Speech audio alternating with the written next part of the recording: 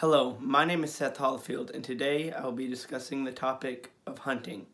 Hunting is the tracking down and killing of an animal for sport or food purposes. In the United States, we primarily hunt for sport. The ethicality of hunting is a highly debated topic in today's society. Some believe hunting to be a good and beneficial activity, while others argue that it is harmful to our world's ecosystems. Both of these points of view are popular among a large group of people and have warranted national attention on several occasions. I sympathize with those who enjoy hunting, but I know others who argue otherwise. On one side of the argument, hunting has been viewed as a good thing.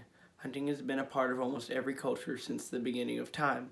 Many cultures have hunted for resources and have kept antlers and bones as trophies of their accomplishments. Here in the United States, we hunt mostly for sport and fun. Popular animals to hunt for sport include deer, elk, wild boar, ducks, and coyotes.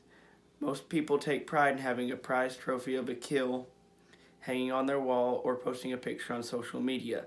It gives them a feeling of self-accomplishment, and they always take pride in telling the story of that particular kill. I personally have never killed an animal worth mounting on a wall, but I still enjoy hunting. I have killed countless squirrels and one deer, a doe, in my lifetime. This may not seem like a large accomplishment, but for me, it gave me a self-confidence and self-worth whenever I came back from a hunt successful. Hunting helps me to feel in touch with nature. Whenever I'm out in the wilderness, listening, silent, waiting for a sign of my intended prey, it gives me a feeling of peace.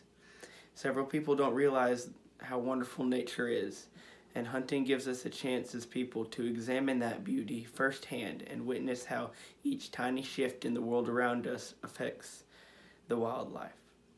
I personally believe, and so do many other hunters I know, that hunting helps the ecosystems by cutting down the population of a particular animal in safe amounts. There are legal limitations on what animals in a species are allowed to be killed and how many. These are revised every year depending on the population growth of that given animal during that year. Here in Arkansas's previous deer season, you couldn't kill any buck, a male deer, with less than 3 antlers on one side. You also couldn't kill more than 3 deer in one season. There is also a strict gun and bow hunting time frame. Bow hunting begins before gun season, continues throughout gun season, and lasts shortly after gun season. This is to ensure that overhunting does not occur. Overhunting and poaching are both very big crimes. Overhunting is the killing of more animals than the law permits. According to an average rate consisting of all 50 states, this can warrant fines ranging from $500 to over $100,000, depending on the severity of the offense, possible jail time, and the suspension of a hunting license. Poaching is the illegal hunting of an animal during the off-season, on someone else's land without permission, or hunting a species that is not intended to be hunted. This is a problem throughout the world and often results in prison time, the suspension or permanent loss of a hunting license, and fines no less than $5,000. The laws regarding hunting are very strict and punishments are severe. On the other side, many people believe hunting for sport to be immoral and cruel.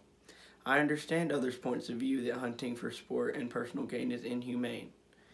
The argument that animals have emotions and families just like we do, and thus removing these animals from the world of the living, can be a very heinous act.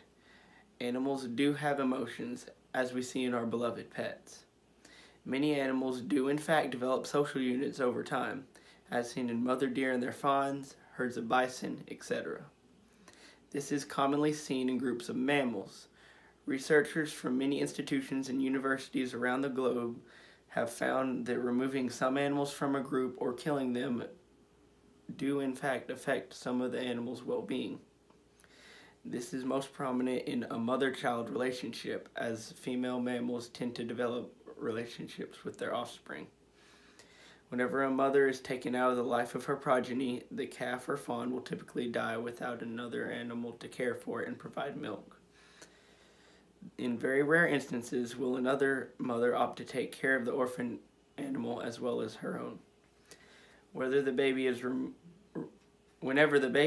from the equation, the mother may leave behind the group to search for her offspring for several days. However, scientists found that over time, eventually, the mother will rejoin the group as if nothing had ever happened. Many people believe that it is harmful to the world's ecosystems when we remove a large amount of animals during hunting season.